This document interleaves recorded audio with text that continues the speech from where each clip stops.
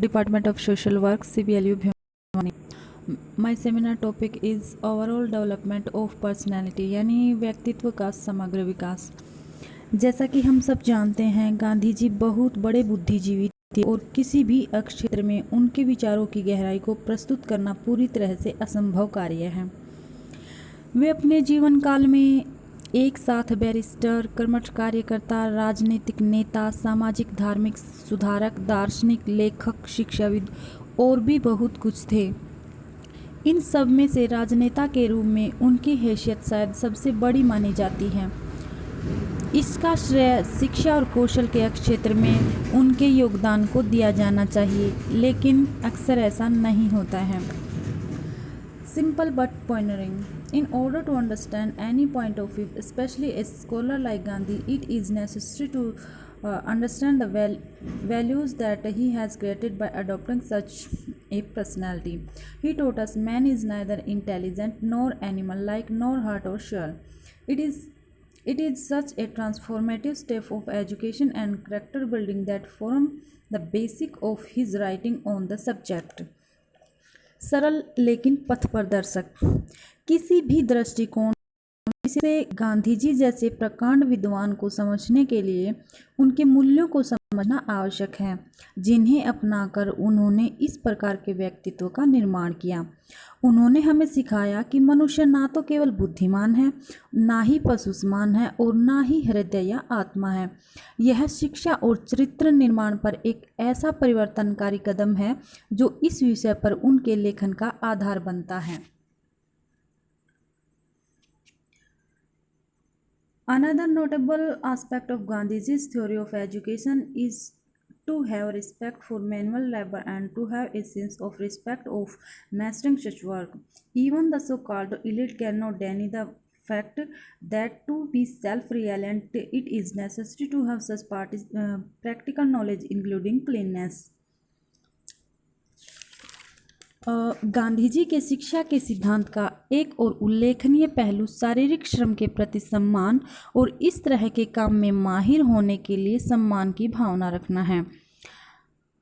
कोई भी वर्ग इस बात को नकार नहीं सकता कि आत्मनिर्भर होने के लिए स्वच्छता सहित ऐसा व्यवहारिक ज्ञान होना आवश्यक है।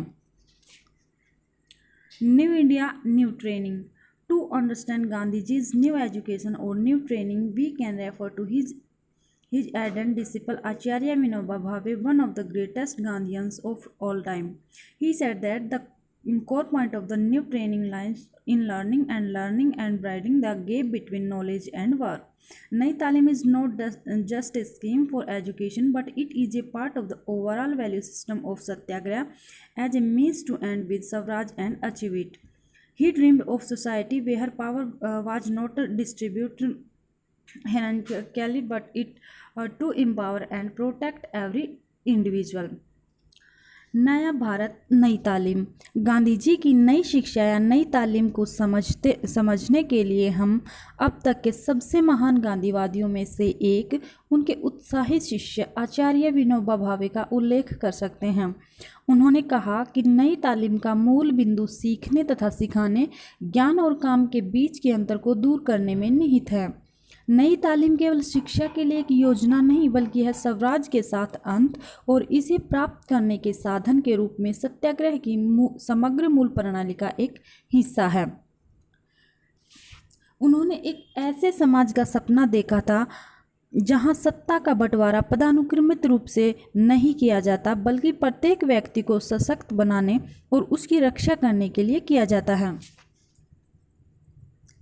Today, most of the people in the country and those of us, especially in the education sector, are familiar with the fact that enrollment and literacy rate are only a small indication of our hug potential when it comes to solving the employment problem.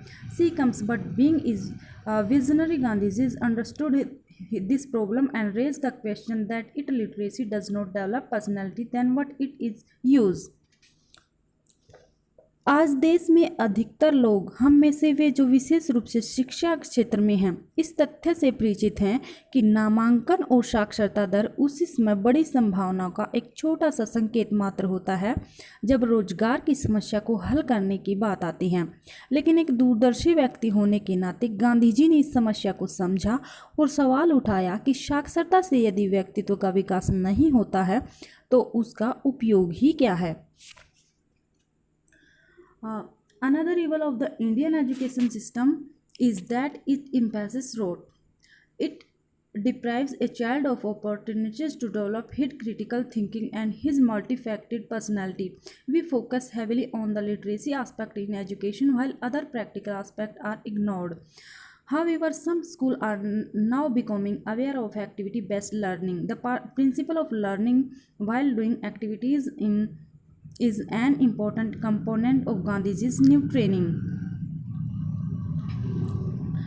भारतीय शिक्षा प्रणाली की एक अन्य बुराई यह है कि इसमें रटने पर जोर दिया जाता है। यह एक बच्चे को उसकी विवेचनात्मक सोच और उसके बहुमुखी व्यक्तित्व को विकसित करने के अवसरों से वंचित करती है। हम शिक्षा में साहित्यिक पहलू पर अत्यधिक ध्यान केंद्रित करते हैं जबकि अन्य व्यवहारिक पहलुओं की अनदेखी की जाती है। हालांकि अब कुछ स्कूल गतिविधि आधारित शिक्षा के प्रति सजग हो रहे हैं। गतिविधियां करते हुए सीखने का सिद्धांत गांधी जी की नई तालीम का एक महत्वपूर्ण घटक है। What Mahatma Gandhi said at an education conference in 1937 is relevant even today. He said that the present system of education does not meet the need of the country in any way. Lack of vocational training has made the educated class almost unfit for productive work. The money spent on primary education is wasted because the little that it left in it is soon forgotten and it is little or not used in context of the village and cities. For the all-round development, the boys and girls are training should be given as far as possible through a profitable occupation. Mahatma Gandhi ने 1937 में एक शिक्षा सम्मेलन में जो कहा था वह आज भी प्रासंगिक है। उन्होंने कहा था कि शिक्षा की वर्तमान प्रणाली किसी भी रूप में देश की आवश्यकताओं को पूरा नहीं करती है। व्यावसायिक प्रशिक्षण के अभाव में शिक्षित वर्ग को उत्पादक कार्यों के लिए लगभग अयोग्य बना दिया है। प्राथमिक शिक्षा पर खर्च किए जाने वाला पैसा व्यर्थ हो जाता है क्योंकि इसमें थोड़ा बहुत सिखाया जाता है और जल्द ही भुला दिया जाता है और गांव और शहरों के संदर्भ में इसका बहुत कम या बिल्कुल भी उपयोग नहीं होता। लड़कों और लड़कियों के सर्वांगीण विकास के लिए सभी प्रशिक्षण जहां तक संभव हो लाभकारी व्यवसाय के माध्यम से दिया जाना चाहिए। Another notable aspect of Gandhiji's principle of education to have respect for manual labor and to have a scene of respect for mastering such work. Even the so-called elite cannot deny the fact that such practical knowledge, including cleanliness, or necessary to be self-sufficient. Gandhi ji के शिक्षा का एक और उल्लेखनीय पहलू शारीरिक श्रम के प्रति सम्मान और इस तरह के काम में माहिर होने के लिए सम्मान की भावना रखना है। कोई भी वर्ग इस बात को या इस तथ्य को नहीं नकार सकता कि आत्मनिर्भर होने के लिए स्वच्छता सहित ऐसा व्यवहारिक ज्ञान होना आवश्यक है। गांधी जी मानते थे कि जो शिक्षा ऐसी होनी चाहिए जो व्यक्तित्व का सर्वांगीण विकास करे, साथ ही साथ वो आजीविका का साधन बने। Thank you.